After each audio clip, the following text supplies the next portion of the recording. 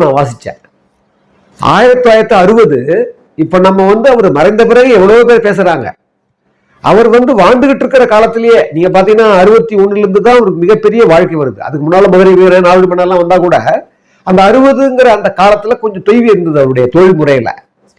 அந்த சமயத்துல எழுதியிருக்கிறாரு திரு வி.பி. ராமன். அவர் ஒரு பெரிய வக்கீல் பத்தி கூட நான் சொல்லியிருக்கிறேன். அவர் யாருன்னா அவங்களுடைய வீட்டுல தான், அவங்க தாத்தா வீட்டுல தான் திரு எம்ஜிஆர் கடினமான காலங்கள்ல அம்மாவோட குடியேறி இருந்தாரு. அந்த வீட்டை தான் லாய்ட்ஸ் ரோட்ல வாங்கினாருன்றத நான் நிறைய பதிவு பண்ணியிருக்கிறேன்.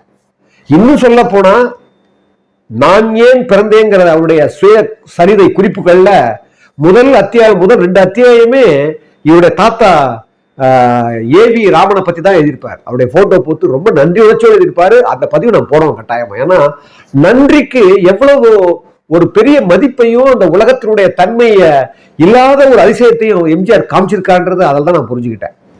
அப்படித்தான் அவர் பண்ணாரு.